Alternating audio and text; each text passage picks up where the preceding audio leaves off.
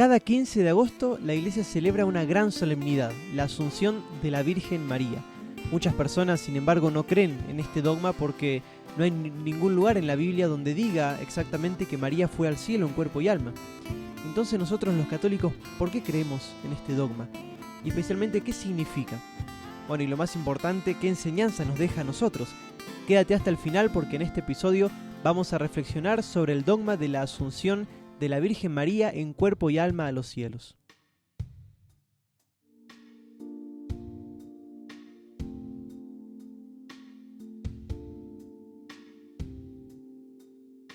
Muy buenas, querido hermano, querida hermana, espero que te encuentres bien, con tu familia, en paz. Bienvenido a este nuevo episodio de Mariología, de los podcasts de los hermanos misioneros de la Misión Gran Río.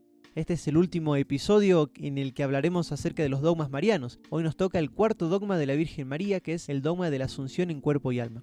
Te felicito por elegir escuchar algo que alimenta el alma, aparte de tantas cosas que por ahí tenías para elegir. Eso significa que Dios está contigo, que Dios está en ti, que Él te invitó y aceptaste su invitación. Y aprovechando, yo también tengo una invitación para ti. Te invito a que te quedes hasta el final para que te puedas llevar una linda enseñanza el día de hoy.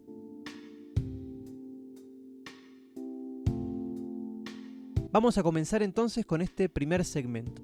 Te cuento, con este dogma tenemos un problema. En ningún lugar de la Biblia aparece claramente que María fue asunta a los cielos en cuerpo y alma. Pero esto no quiere decir que fue invento de sacerdotes o invento de los obispos. Vamos a ir de a poco. Primero que nada, tenemos que recordar algo muy importante. La Iglesia Católica no es una religión del libro, sino más bien es una religión de la palabra. ¿Qué significa esto? ¿Quién es la palabra? Bueno, la palabra es Cristo.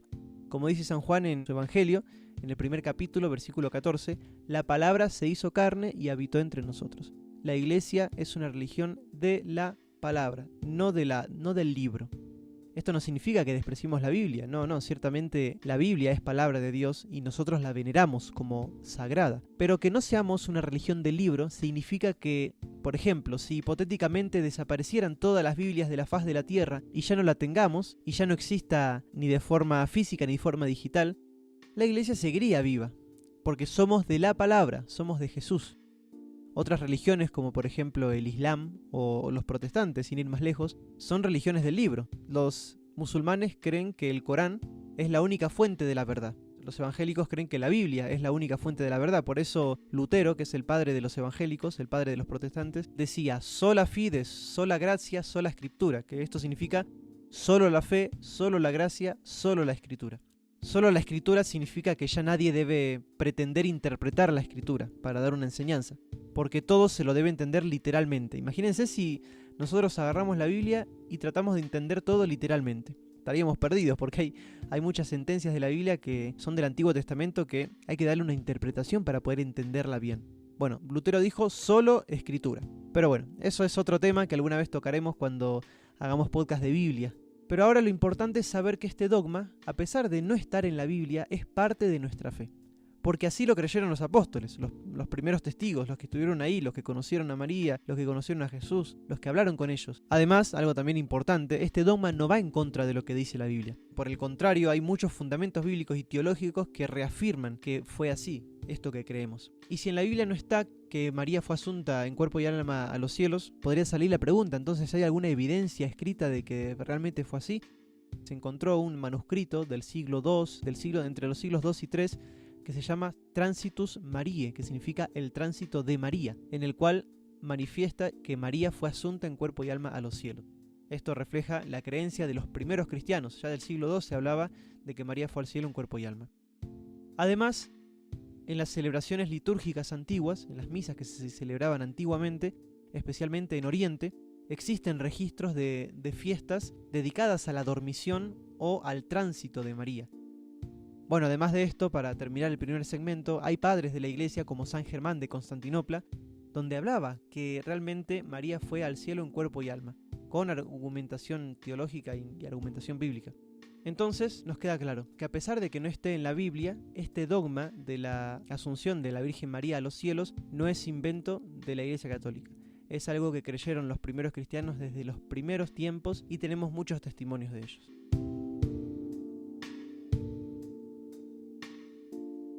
Vamos a comenzar entonces este segundo segmento sobre la doctrina teológica toda la argumentación que gira en torno a este dogma para que nosotros lo podamos entender y para que no nos quede dudas de que realmente es así, de que realmente nuestra madre está en el cielo en cuerpo y en alma. El argumento teológico, digamos, más importante se desarrolla a partir de la maternidad divina de María. Dice así: el cuerpo, que fue morada inmaculada del Verbo, no podía sufrir la corrupción. También desde su inmaculada concepción, al estar libre de todo pecado, incluida su consecuencia, la corrupción del sepulcro en el mismo grado que los demás. Juan Pablo II refuerza esto diciendo que era lógico que María fuera glorificada de un modo singular. Un ejemplo nos va a ayudar a entender este argumento. No sé si has visto cuando el sacerdote celebra la misa, tiene varios vasos sagrados que le llaman, ¿no? Tiene un cáliz donde ahí vierte el vino y un poquito de agua que luego se va a convertir en la sangre de Cristo. También tiene un copón, que es como una copa con una tapa arriba, donde ahí adentro se encuentran las formas consagradas, se encuentra el cuerpo de Cristo. Y bueno, también tenemos lo que se llama custodia.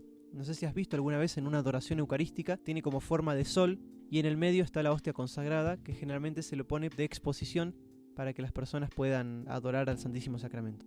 Estos vasos sagrados se los trata con amor, se los trata con respeto, porque allí estaba Cristo.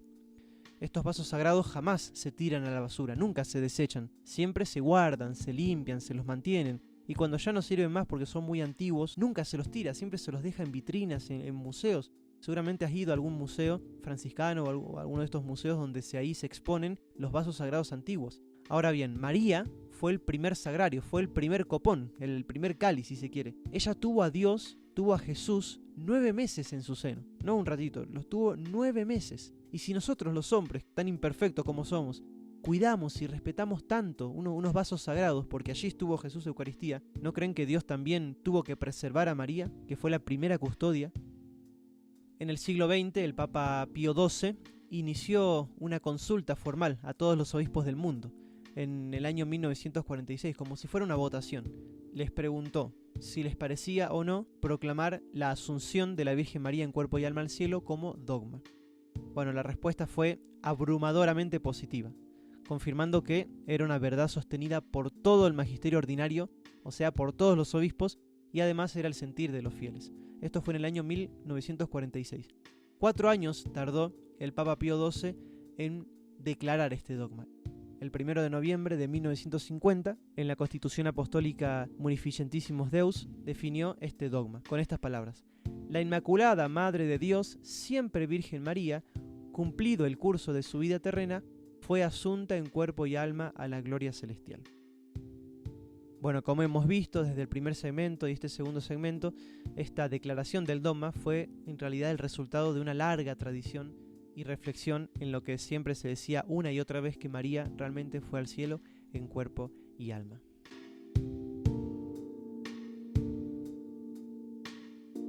Vamos a pasar ahora al tercer segmento, el tercer y último segmento, donde vamos a hablar un poquito sobre las razones de este privilegio que tuvo la Virgen María y qué enseñanza nos trae hacia nosotros. Nosotros creemos, y es nuestra fe, acuérdate en el credo, en la oración del credo que rezamos todos los domingos, creemos que los muertos van a resucitar al final de los tiempos, que nosotros vamos a recuperar nuestros cuerpos y vamos a ir al cielo, a disfrutar con el cuerpo y con el alma allá con Dios en el cielo. Pero en María, Dios como que anticipó esta gracia, realmente anticipó esta gracia. Ella es la primera criatura humana en experimentar la resurrección, que es la plenitud de la redención. La resurrección es la glorificación total de su ser, la glorificación de su cuerpo y la glorificación de su alma. Cristo también resucitó, pero Él, ojo, Él no era una criatura humana, Él es Dios. María fue la primera criatura humana en resucitar. ¿Y por qué María? Especialmente por su unión íntima con Cristo. Esto nos lo dice Juan Pablo II. Si María no hubiese tenido esta unión tan grande con Cristo, no habría tenido este regalo. Nos dice así el Papa: la razón fundamental de la Asunción radica en la íntima unión de María con su Hijo Jesucristo. Y sigue diciendo: su perfecta unión con la vida y obra salvadora de Jesús desde la concepción hasta la cruz exigía una continuación después de la muerte. Era conveniente que aquella que lo llevó en su seno y compartió sus sufrimientos redentores compartiera también su gloria celestial en cuerpo y alma. ¿Qué nos deja todo esto que hemos hablado como enseñanzas a nosotros? Especialmente 2 cosas. Atención, que esto es importante. Primero, La unión íntima con Cristo nos alcanza dones maravillosos en esta vida y también en la vida que viene. Muchos santos han encontrado sus cuerpos incorruptos. ¿Qué significa esto? Y que alguna vez han, exhumado sus cuerpos seguramente para trasladar sus restos a otro lugar y se han encontrado con que su cuerpo está incorrupto, intacto, sin descomponerse. ¿Por qué? Y bueno, porque ellos estuvieron íntimamente unidos a Cristo. Como ellos fueron morada de Cristo, Dios no permitió que ellos se descompongan.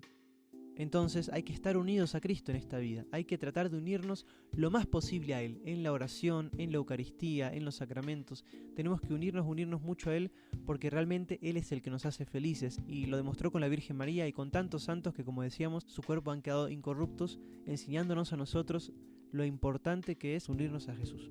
Segundo punto importante, nosotros somos sagrarios, somos custodias andando. En los sacramentos recibimos a Jesús, especialmente en la Eucaristía. Si alguna vez has comulgado, llevas a Jesús adentro tuyo.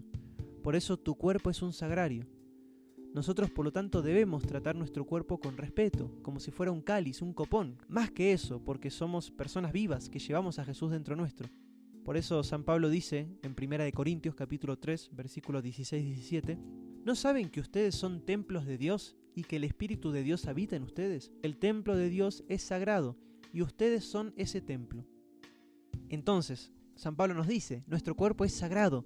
No debemos entregarlo a impurezas, a peligro, maltratarlo, descuidar nuestra salud. Tenemos que cuidar nuestro cuerpo. Nosotros somos sagrarios. Así como María lo fue 9 meses en su seno, Dios nos da la gracia también de nosotros también serlo. Por eso, cuidemos nuestro cuerpo, cuidemos también nuestra alma, unámonos a Cristo y Él nos va a redimir, Él nos va a salvar y va a resucitar nuestros cuerpos al final de esta vida.